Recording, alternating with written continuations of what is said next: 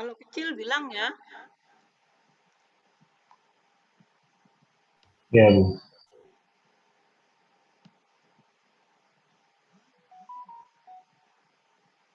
Oke, minggu lalu sudah disinggung uji satu sampel ya. Mungkin uji run sudah ya. Sebelum dimulai kita berdoa terlebih dahulu. Silahkan berdoa. Bismillahirrahmanirrahim. Bismillahirrahmanirrahim.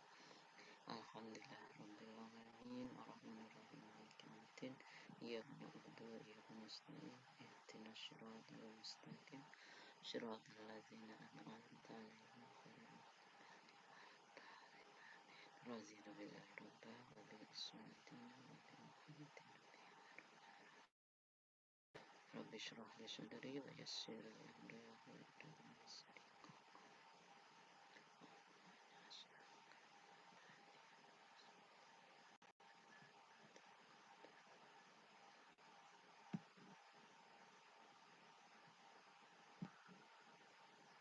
Kelihatan slide-ku? Kelihatan, Bu.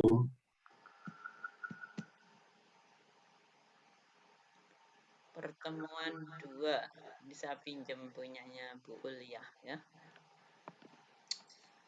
Oke, uji satu sampel meliputi uji binomial, uji Rans, uji Kolmogorov, dan uji Chi-square, juga ada uji Wilcoxon. Oke ya.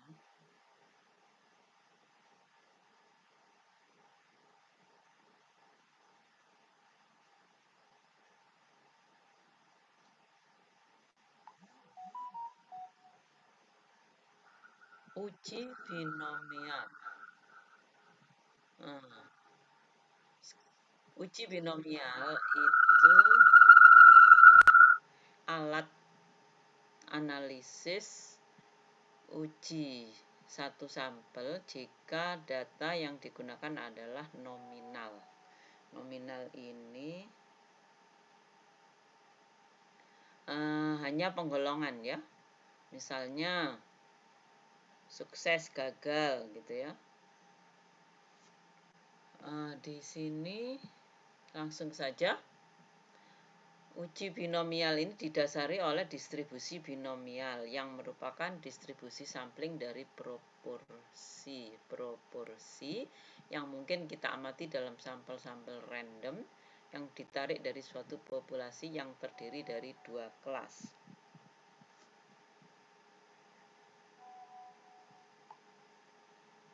Ya, uji binomial digunakan untuk menguji hipotesis bila dalam populasi terdiri atas 2 kelompok kelas dan datanya berbentuk nominal. Ukuran sampelnya biasanya kecil. Ya, dasarnya adalah distribusi binomial gitu ya.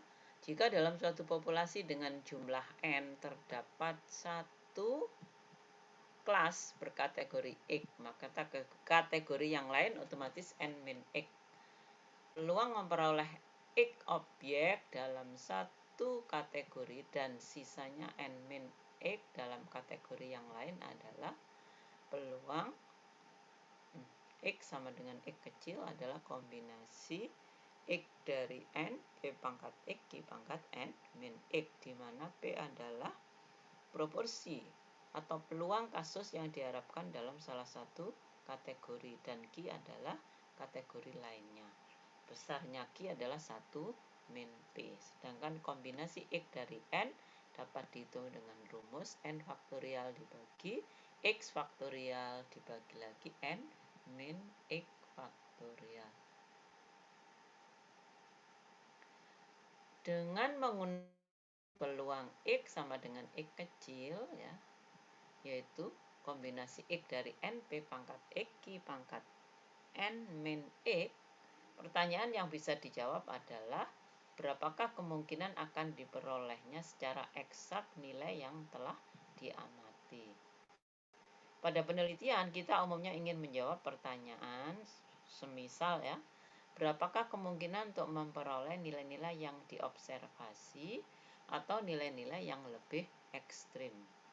Adapun distribusi sampling binomialnya adalah peluang X lebih kecil sama dengan X adalah jumlah dari I sampai X kombinasi IN P pangkat I Q pangkat N min 1. Langkah uji binomial yang pertama, buatlah tabulasi datanya. Hitunglah jumlah pengamatan yang masuk kategori P dan pengamatan yang masuk kategori selain P.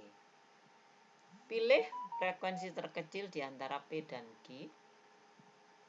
Lalu lihat tabel binom dengan N jumlah pengamatan dan X adalah frekuensi terkecil di antara P dan Q.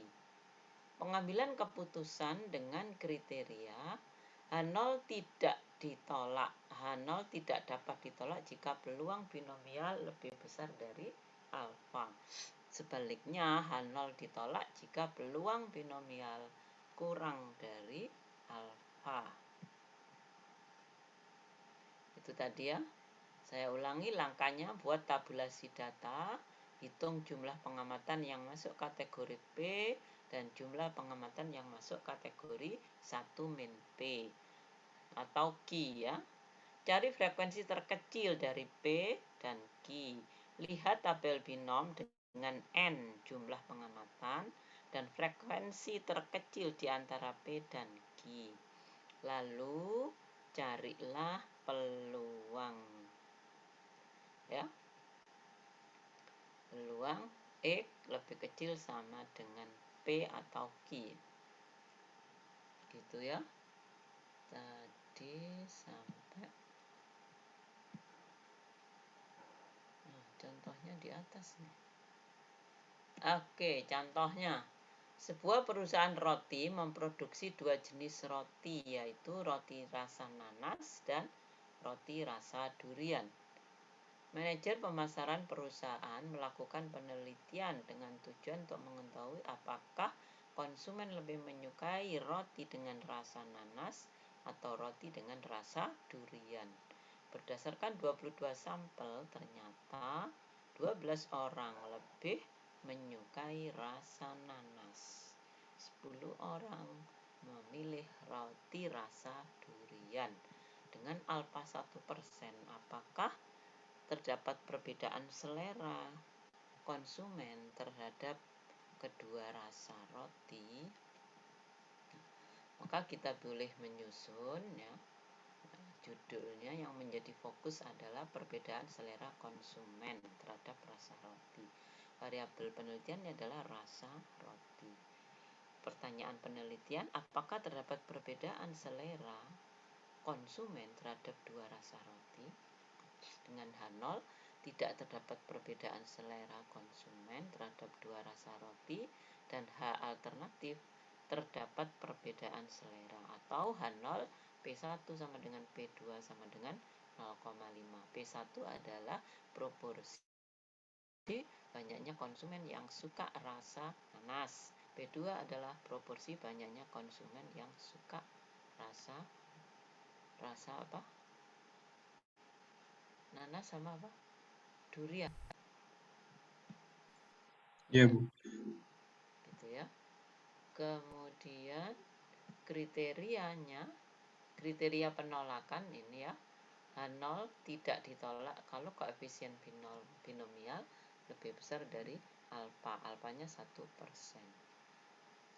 Karena selain itu H0 ditolak. Gitu ya. Analisis data. Karena untuk menguji satu variabel atau sampel data berskala nominal, ukuran sampel kurang dari 25, maka digunakan uji binomial. N-nya 20, ya, X-nya 10. Sini diambil X 10 karena terkecilnya ya, di antara dua golongan itu adalah 10. Untuk binomial satu sisi diperoleh peluang X lebih kecil sama dengan 10 adalah, dilihat di tabel binomial, adalah 0,416.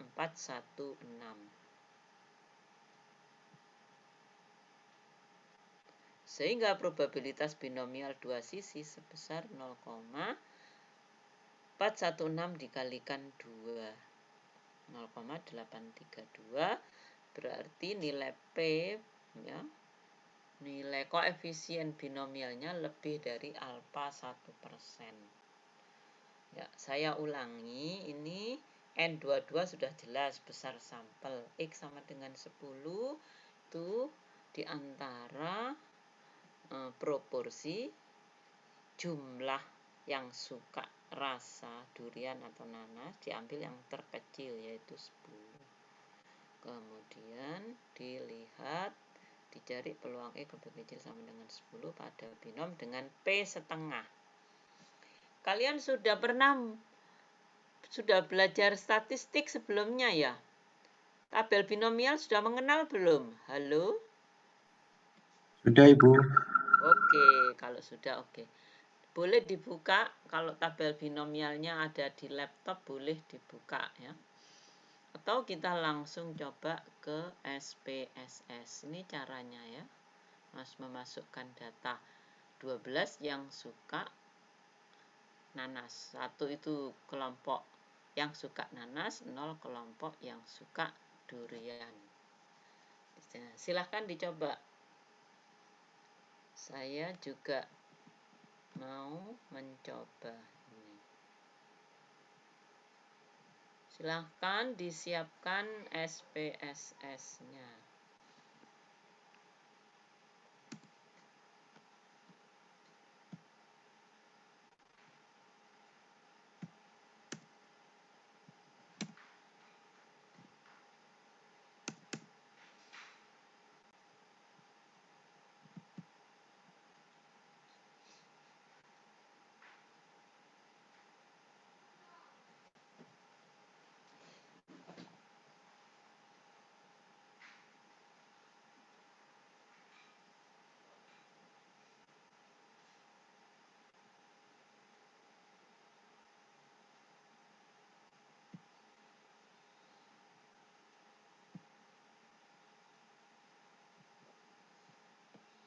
Silahkan mencoba semuanya.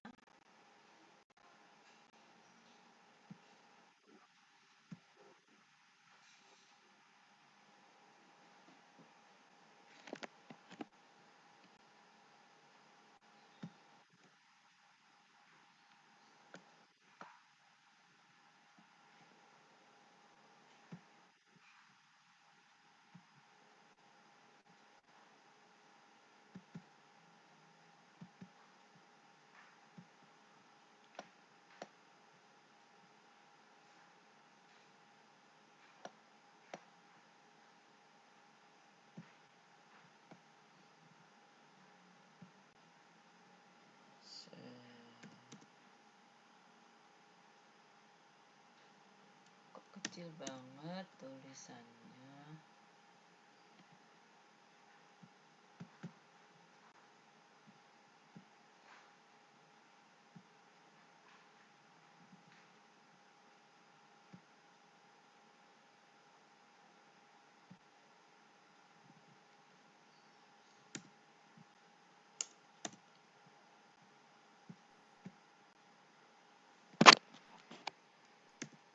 Ibu ini datanya yang mana ya, Bu?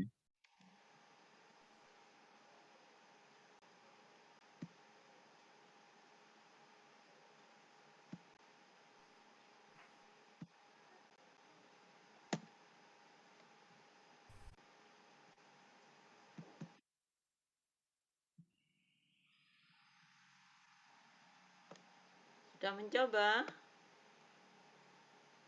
Silakan yang sudah di-share, ge. Di-share ya. Iya.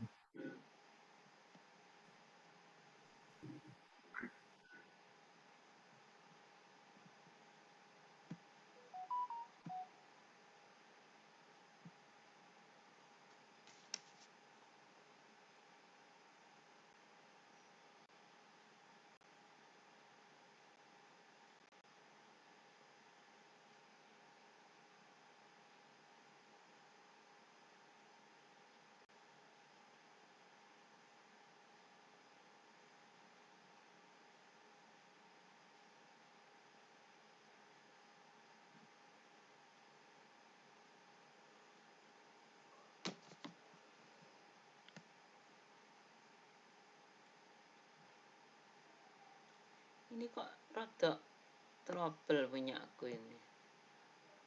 Bawahnya ndak bisa dilihat.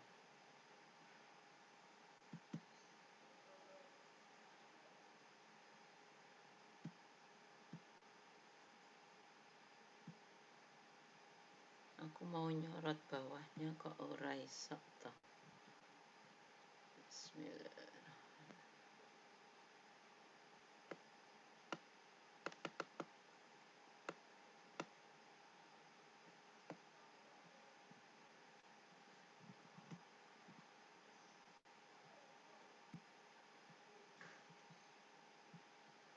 Nah, ini baru muncul variabel view. Nama selera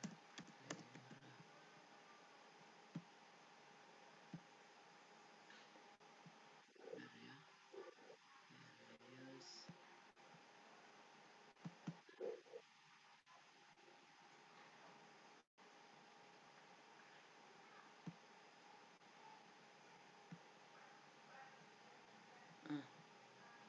Kenapa nama string value 1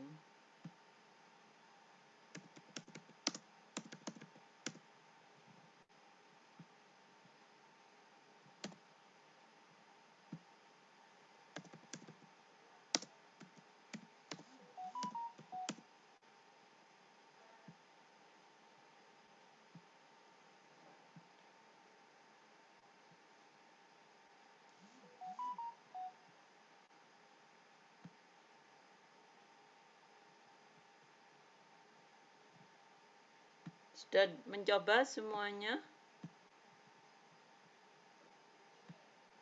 Ya. Tinggal nama kasih aja B C D.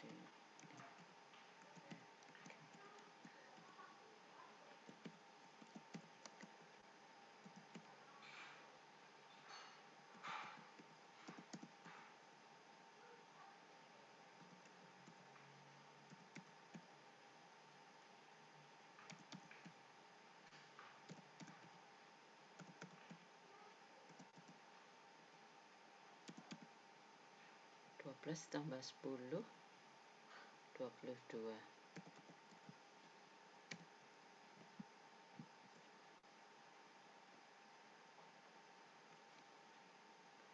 Nanas 1 ya.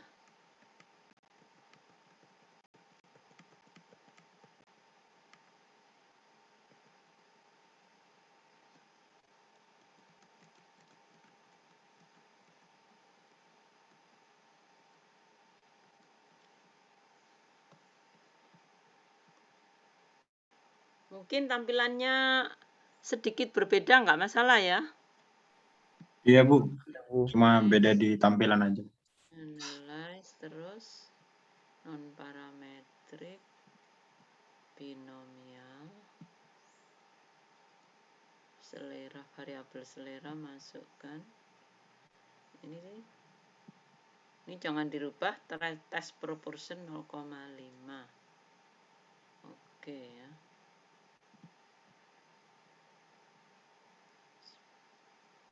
Ini ya hasilnya. Exact sign langsung dilihat 0,832. Inilah yang dibandingkan dengan alfa 1% ya. Ini tadi saya matikan, tapi resikonya aku tidak bisa mendengar suaramu.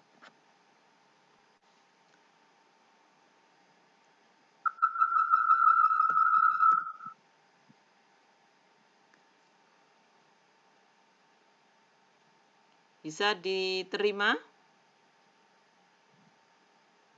Bisa Bu.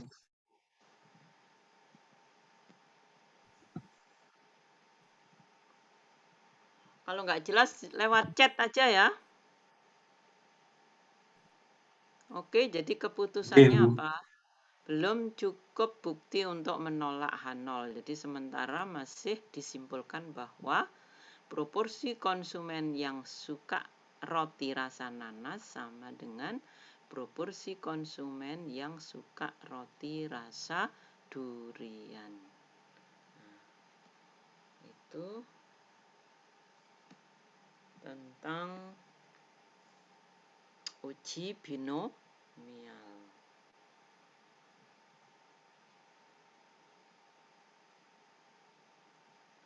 Kalau tidak ada pertanyaan, saya lanjut ke berikutnya.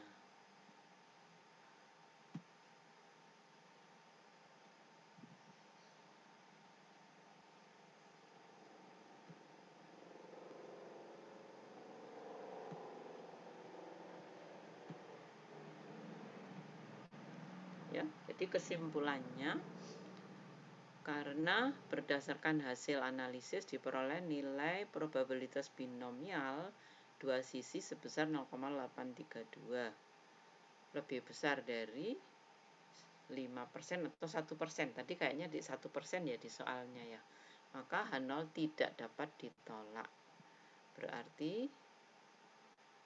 terdapat perbedaan selera konsumen terhadap dua rasa roti itu ditolak.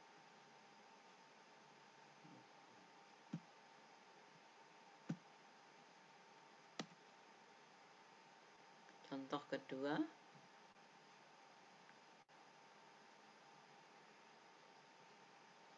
seorang dosen pembimbing akademik mendapatkan informasi bahwa rata-rata IPK mahasiswa jurusan manajemen adalah 2,8. Untuk menguji informasi itu diambil sampel acak 10 mahasiswa. Ternyata IPK mahasiswa yang kurang dari sama dengan 2,8 ada 4, yang lebih dari 2,8 ada 6. Ya, bagaimana? Apakah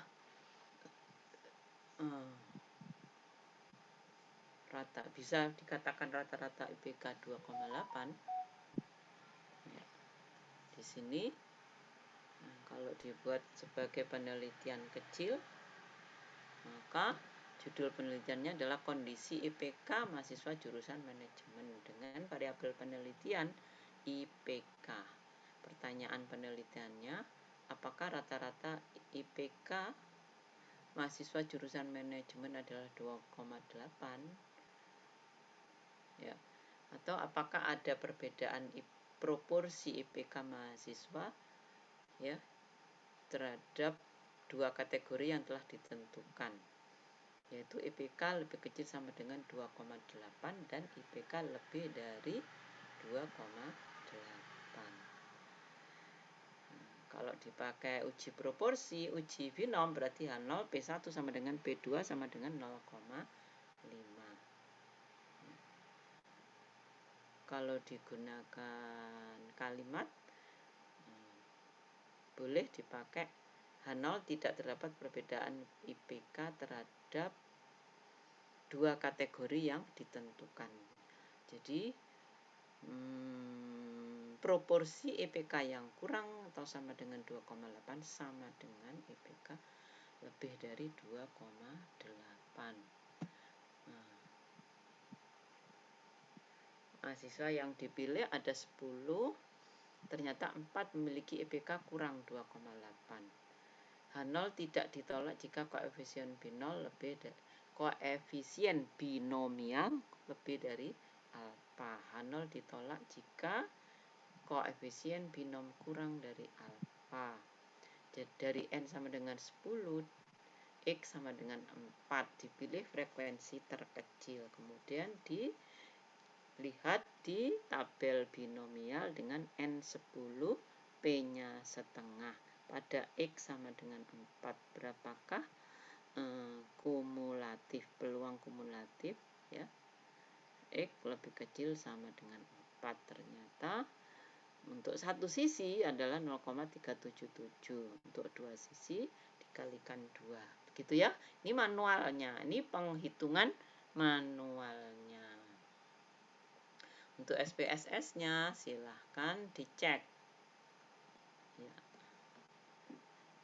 Nah, coba silakan dibuat sendiri SPSS-nya.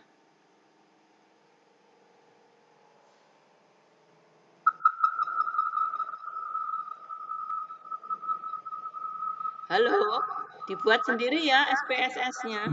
Nggih, Bu. Nggih. Iya, Bu. Ya.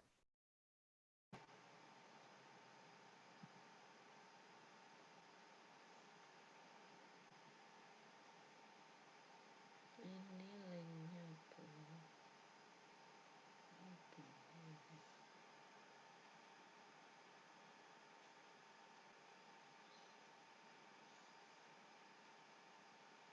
Kok bisa?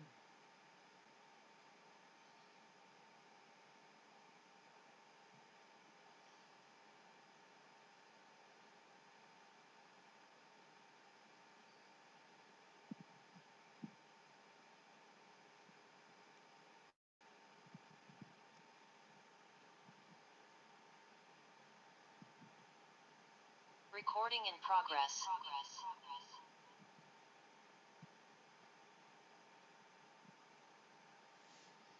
Halo, supaya suara lebih jelas ya. Jadi ini saya matikan. Saya pakai HP untuk suaranya. Suaramu nggak kedengaran. Sudah dicoba untuk contoh kedua.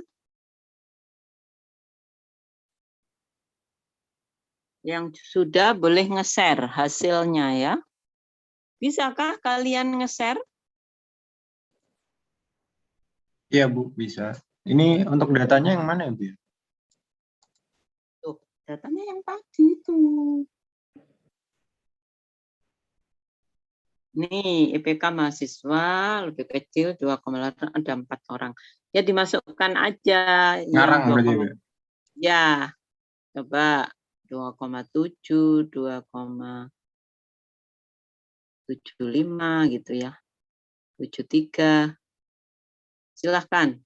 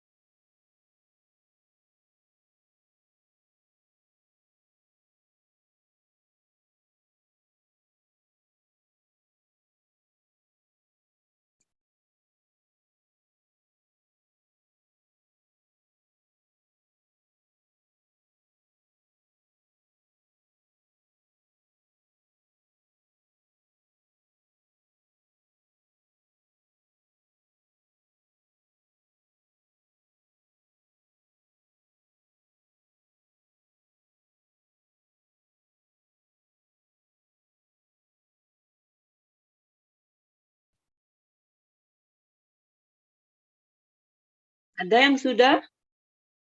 Halo? Tadi masuk.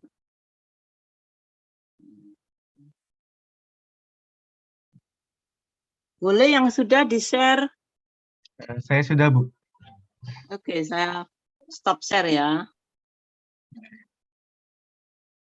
Baik, saya izin share screen ya, Bu. Ya.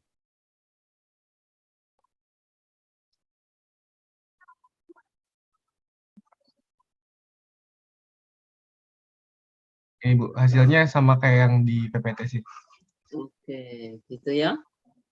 Hasilnya gagal tolak. Gagal menolak nol. Berarti masih Berarti ya, nol. tidak ada perbedaan. Tidak ada perbedaan proporsi yang IPK kurang dari sama dengan 2,8 dan IPK lebih dari 2,8. Oke, lanjut. Kita lanjut dengan uji berikutnya ya. Sebentar. Tadi saya sudah tidak ada. Bentar ya. Nah, sekarang kita masuk uji Wilcoxon.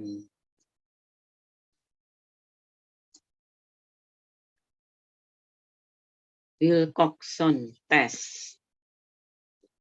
Uji Wilcoxon merupakan uji peringkat bertanda. Jadi di sini datanya sudah berupa peringkat. Pada uji ini dilakukan hasil selisih data dengan median yang dihipotesiskan. Setelah Bu, share screen-nya belum ditampilkan kembali, Bu. Ya, maaf. Oke, sebentar ya. Ini tadi sudah, aku khawatir hilang. Bentar, sebentar. Ini soalnya ngambilnya dari sebentar ya. Bisa nggak ya? Oke, share screen. Nah, ternyata ada. Oke. Nah, ya kalau ada yang nggak benar langsung aja ya. Oke, saya ulangi. Uji Wilcoxon test merupakan uji peringkat bertanda. Pada uji ini dilakukan selisih ya antara data dengan median yang dihipotesiskan. Setelah diperingkat, baru diberi tanda sesuai hasil selisihnya. Jadi sesuai hasil selisihnya. Adapun asumsi yang harus dipenuhi adalah sampel yang diamati adalah acak berukuran N dari populasi dengan median M yang tidak diketahui. Populasi yang diambil sampelnya simetrik. Ini asumsi loh ya. Variabel yang diamati variabel kontinu. Skala pengukuran minimal interval pengamatan adalah saling independen.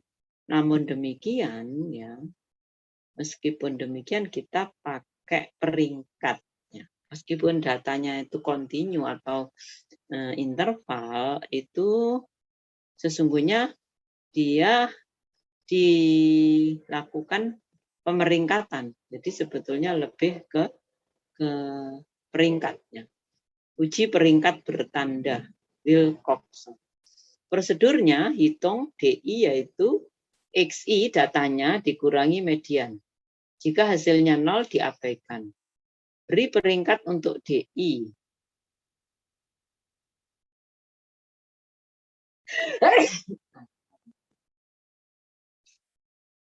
Jika ada yang sama peringkatnya di rata-rata. Hitung jumlah peringkat dengan tanda plus dan min. Coba kita lihat. Sudah.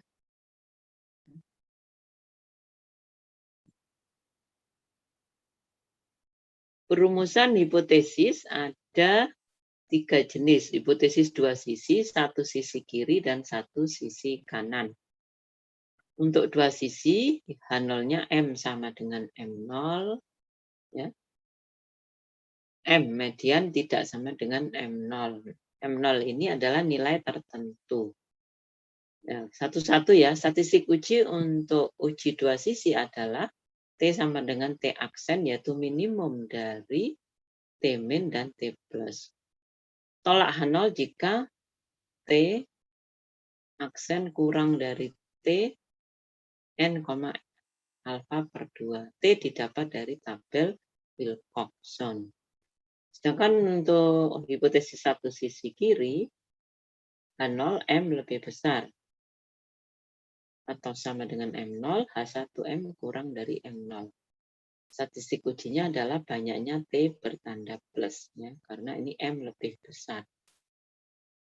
Ya, tolak H0 jika T plus kurang dari T n, alfa.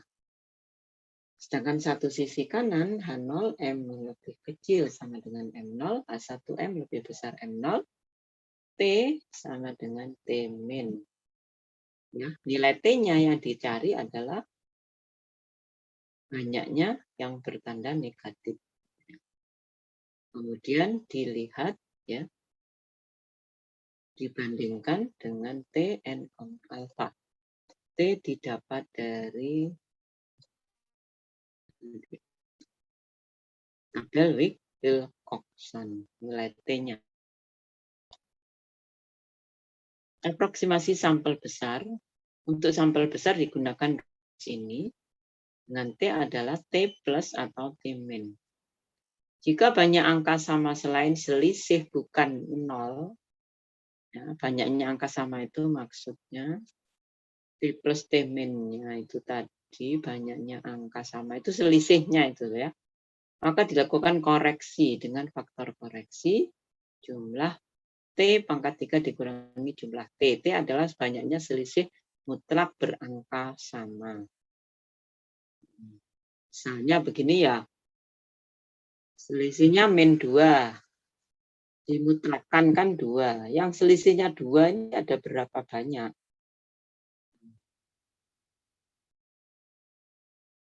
Kemudian yang selisih 3 juga ada angka sama misalnya.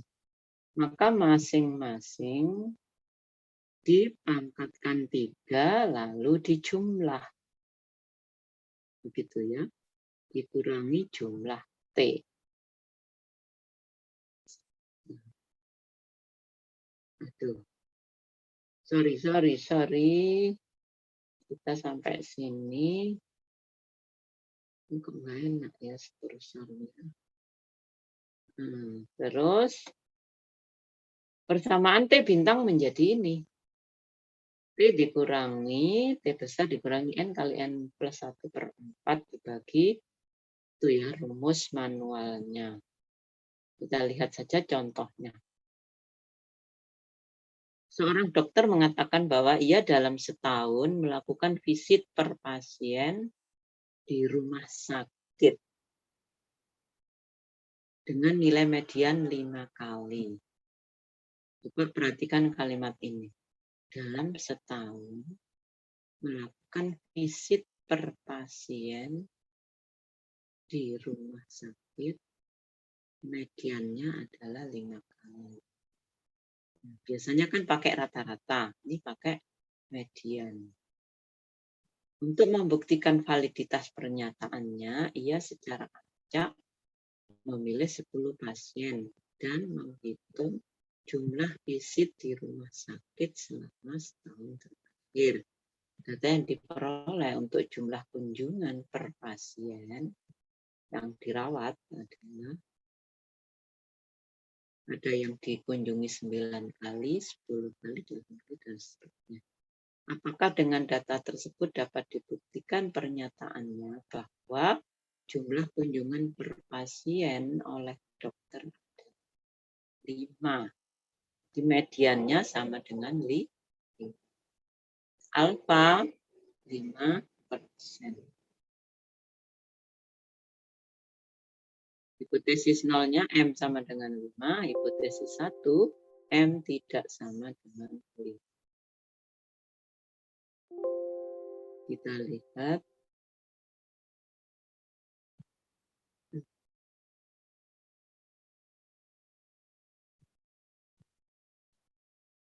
Ya. Subjek 1, ya, kunjungan 9, subjek 2, 10, itu masukkan ya. Lalu dikatakan mediannya 5, maka dicari D, deviasinya, selisih antara data dengan median. Ya. 9 dikurangi 5, 4, 10 kurangi 5, 4 kurangi 5 minus 1, 3 kurangi 5 minus 2, 0 kurangi 5 minus 5. Kemudian dimutlak. Setelah dimutlak, di-rank. Sebentar, rank of D. Terkecilnya kan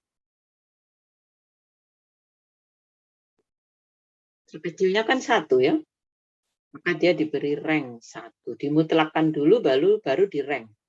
Rank 1 di 1, rank 2 di rank 1 di min 1, rank 2 di min 2, rank 3 di angka 3 dan 3. Karena angkanya sama, ranknya harusnya kan 3, 4 kalau diurut. Maka 3 ditambah 4 dibagi 2. Bisa ya, rata-rata rank ya. Maka 3 itu ranknya 3,5 masing-masing, 3,5. Kemudian 4 kenapa kok 5,5? Kok gak 4? Karena 4 sudah dipakai untuk rank 3 yang pertama dan 4 itu dipakai untuk rank 3 dan 3. Kan 3 tambah 4 rata-ratanya ya, 3 tambah 4 dibagi 2 rata-ratanya 3,5, maka berikutnya ranknya adalah 5. 3, 4. Tapi ini 5,5 karena 4-nya ada 2. Maka 5 dan 6 di rata-rata yaitu 5,5. 5, 6 sudah dipakai. Kemudian masuk 7. 7 pada rank 10.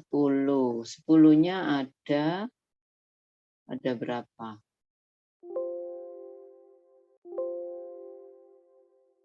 Ada 3 ya? Ini loh selisihnya. 5. 5-nya ada 5, min 5 dimutlakkan 5, 5 ya. Jadi 7, 8, 9, ranknya 8. Kemudian 7, 8, 9 sudah dipakai. Yang terakhir nilai tertinggi 10. Ya, ranknya 10. Gimana membuat ranknya, sudah paham? Halo? Halo, kok nggak jawab? Paham, Bu. Paham ya? Kalau nggak paham, ngomong ya. Nah, sudah, setelah di rank, kembalikan tanda negatifnya. Negatif 1, kembalikan ke sini. Negatif 2, kembalikan. Negatif 5, min 8. Sudah ya. Jumlah T plus, ya, tanda plusnya di jumlah 44. Tanda negatifnya di jumlah 11. Jadi 11 dari mana? Min 1, min 2, 3 kan? Min 8, 11 ya. Sisanya di jumlah 44. Ya, setelah itu, ini kayaknya SPSS-nya enggak ada. Keputusannya, dengan nilai alfa 0,05, N-nya 10, menggunakan tabel T, ya, nilai kritis Wilcoxon sign rank, diperoleh nilai T tabel uji hipotesa 2 arah adalah sama dengan 8. Di situ terkecilnya 11. Untuk uji hipotesis 2 arah, T tabel 8 lebih kecil dari T hitung 11. Sehingga hipotesis 0 ditolak atau terdapat perbedaan antara median populasi dengan median sampel. Coba diresapi lagi ya. Tadi untuk penolakan H0-nya di atas, kalian sudah punya slide-nya ya. Penolakan H0-nya kan ini ya. Ditolak jika nilai T aksen lebih kecil dari nilai T tabel. T aksen adalah minimum dari T min dan T plus. T aksenmu itu ada 8 ya. Untuk kualik, T tabelnya 8. T hitung 11. Siapa ini yang salah?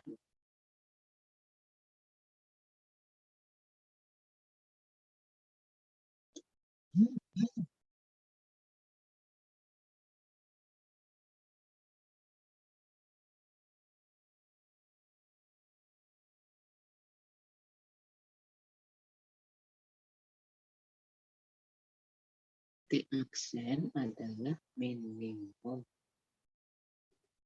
dari T min dan T plus. Jadi ketemunya 8. Kok bertentangan ya? Kok kebalik ya?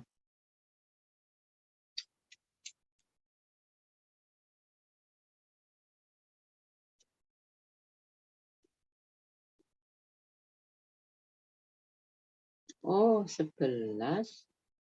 T tabelnya 8.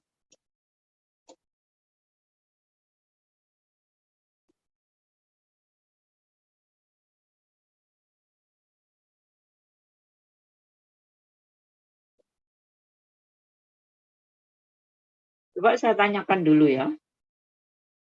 Saya tanyakan dulu ke timnya ya. Ini kok bertentangan dengan yang di atas.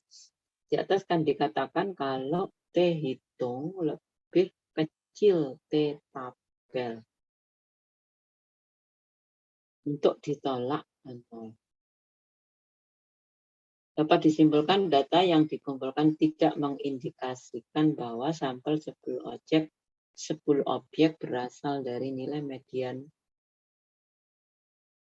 bukan 5, atau tidak cukup bukti bahwa dokter melakukan kunjungan per pasien dengan median sama dengan 5, dengan catatan yang benar, yang betul adalah ini ya. Nanti saya konfirmasi lagi. Sepertinya itu dibalik aja, Bu. Balik. Kan di ini deh. Iya. Enggak jadi, Bu. Oh iya, benar. Enggak bertentangan Iya, ya. iya bertentangan, Bu. Yang salah yang ini atau yang di atas. Oke, coba kamu di SPSS dilihat ada nggak ya uji Wilcoxon ya. Coba dimasukkan dulu datamu. Data asli. Asli. Data aslimu berapa tadi? Data asli. Oh, kembali ke slide. Kenapa hilang slideku? Grammarly can help you write quickly and confidently, so you Bentar, slideku hilang. Slideku hilang.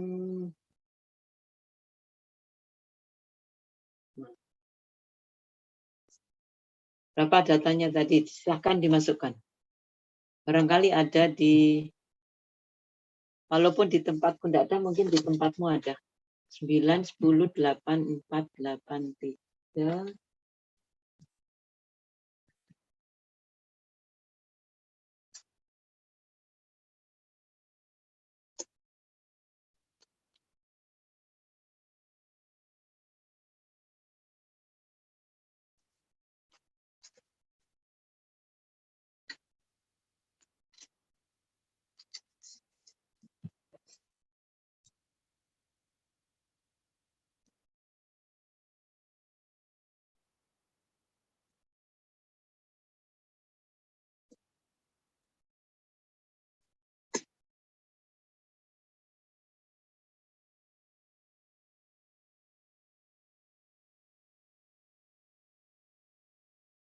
9, 10,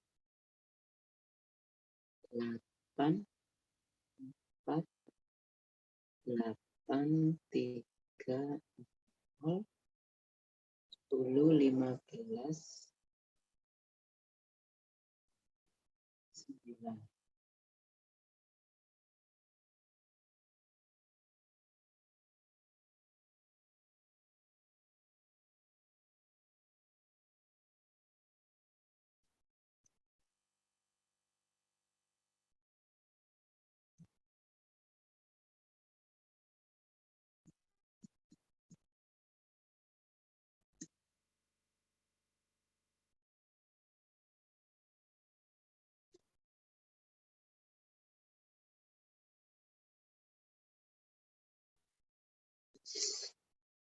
Kok muncul lagi ininya.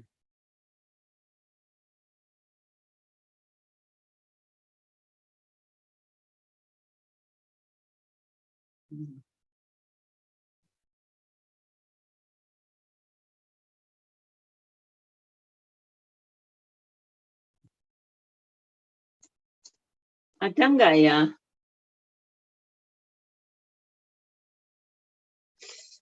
Kok muncul ya punyaku ya?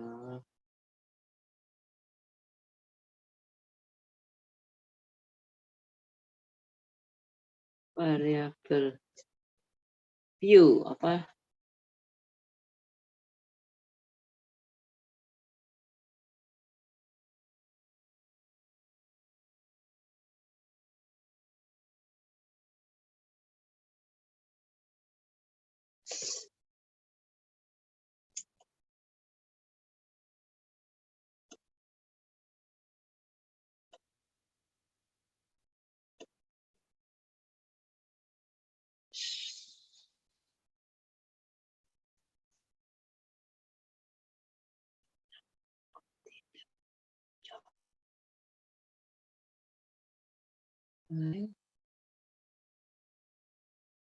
View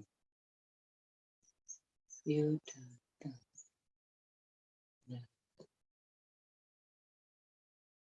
kunjungan.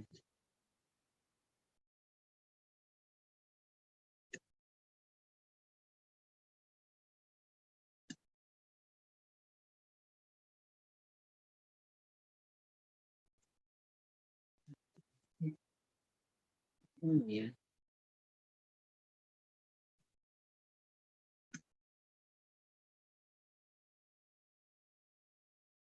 Biarinlah. Analyze terus non parametrik. Nampaknya tidak ada.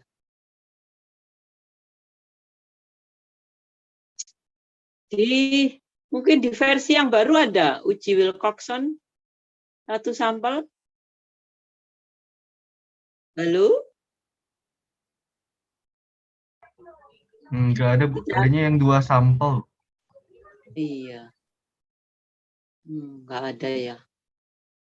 2 independent sampel ini baru ada. Berarti ya memang harus manual. Menghitungnya harus manual.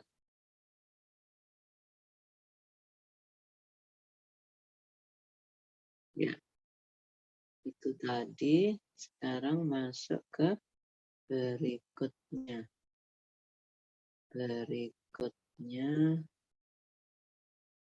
tidak ada ya. Berikutnya kembali ke share screen.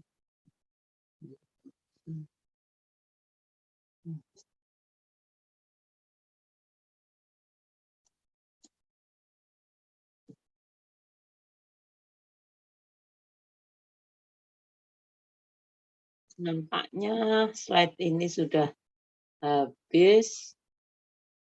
Coba kalian buka pertemuan berikutnya di e-learning ya. Saya juga belum download materi di sana.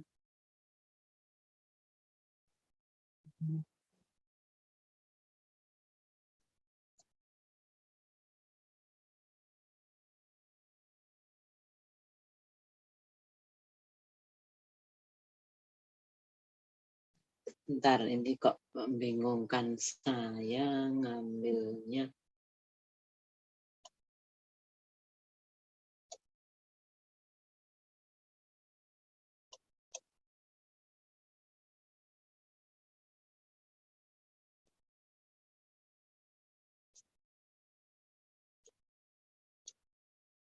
Nggak ada ya.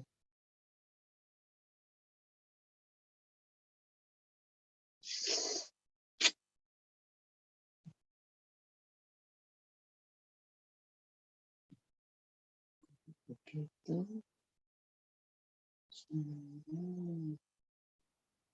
Aduh.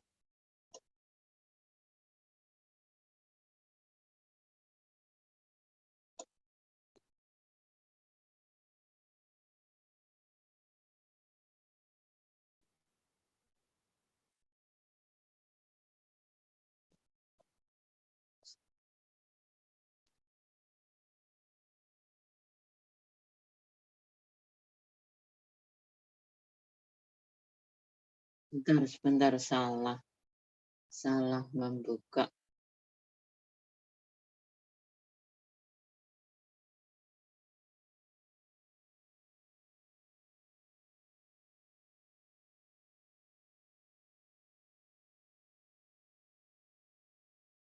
Salah membuka.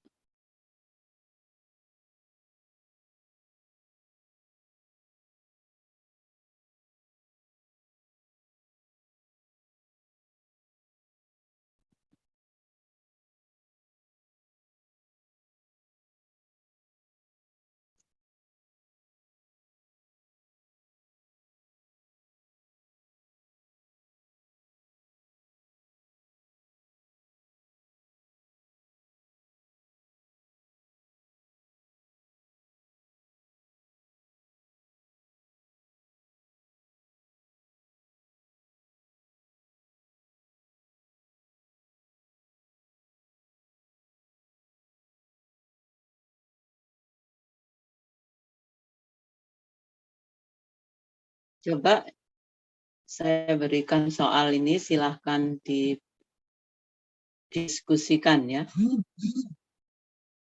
Soalku ini, soal latihan. Nih. Soal 6 dan 7.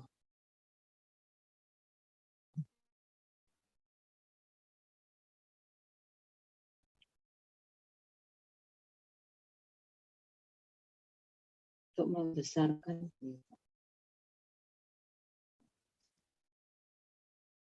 Sudah terlihat soalku ya? Silahkan nomor 6. Sebuah lembaga bimbingan belajar melakukan tes terhadap calon peserta bimbingan untuk melakukan penempatan. Dari hasil tes diperoleh 12 orang lulus dan 7 orang tidak lulus. Uji apakah yang bisa diterapkan pada data tersebut dan lakukanlah dengan manual maupun melalui SPSS. Maksudnya, uji apa yang sesuai, kemudian buat hipotesisnya, ya, kemudian lakukan ujinya dengan SPSS. Gunakan tingkat kesalahan 5%. Nomor 6 dulu ya, karena yang lain itu untuk uji 2 sampel. Kelihatan ya? Terlalu kecil. Mana membesar?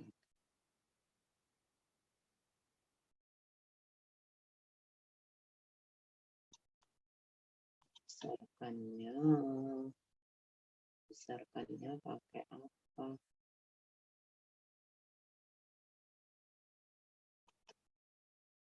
So.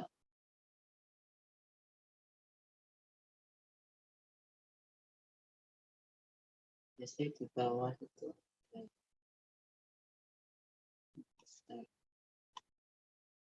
Sudah, silahkan dicoba dulu 2 soal itu. Ya.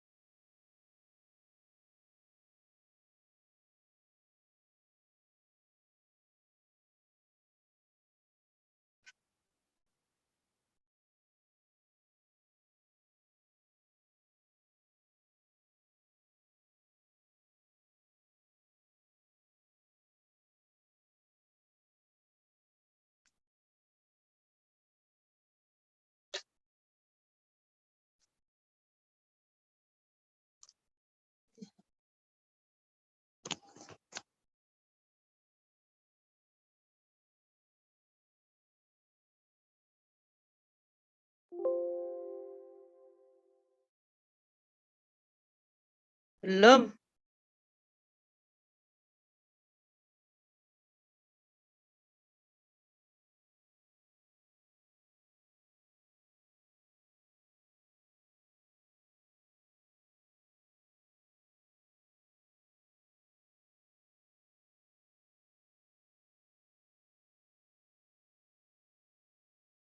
Halo, soalnya dikumpulkan nanti ya. Saya buatkan tempatnya ini.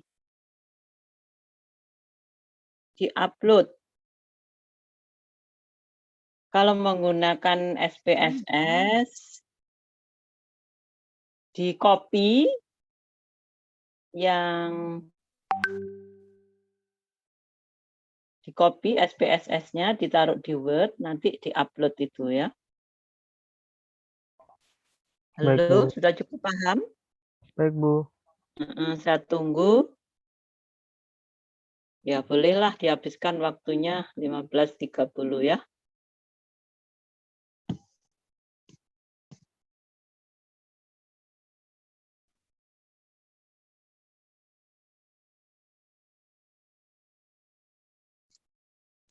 Oh ya, jangan lupa presensi.